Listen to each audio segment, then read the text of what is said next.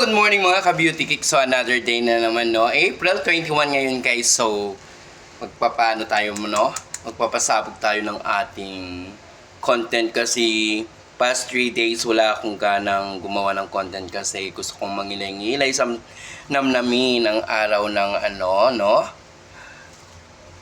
Ng mahal na araw. Yan, guys. So, ayan, naumpisahan ko na. Ginawa ko na yung isang papel kanina. So, ngayon naman kay madam naman ako magpo-focus, no? So, ayan guys, sorry sa mga hindi ko nabalikan ng past 3 days dahil medyo busy talaga ako and then wala talaga akong time, no? And kahit namumulag ang aking mga dashboard is okay lang yan guys. So, bawi-bawi na lang pag may time, no? So, ayan nga, dahil si madam ang ating inspirasyon ngayon. So, gagawin natin ulit siyang... So, ayan yung ating costume. So, yung hikaw ko is very, galing pa yan ng, ng Brunei. No? Yung hikaw na yan is from Brunei pa yan, guys, no? So, ganito lang yung mga professional makeup artist, guys, no? Kung ikaw talaga professional makeup artist, alam mo talaga to yung paghawak pa lang ng pangkilay is alam mo na kagad na professional. Makilala mo na kagad sila, di ba? Tundo. Charis.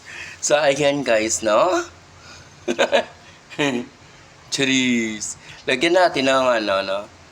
3-in-1 naman kasi tong na to, no? So, ang mahal kasi nito, wala to sa Shopee, wala sa Lazada, galing pa to ng ibang bansa. Yung ating eyebrow, no? Eyeliner pala rather, no? So, iyan, malapit na maubos yung ating Chanel na lipstick. 3-in-1 din to, no? Pwede rin to sa lipstick, pwede din sa eyeshadow, pwede rin sa pangkilay. So, dito mo lang yan sa akin, guys, mabibili or makikita, no? Kasi pinapaship ko pa to sa sa isang friend ko, sa owner ng Chanel, no? Charis. That's it for now, guys. Thank you, babo. So, yan na, guys, no? Ang ating costume for today's edition. Love you all. Si madam yung ating, no? Love you, babos!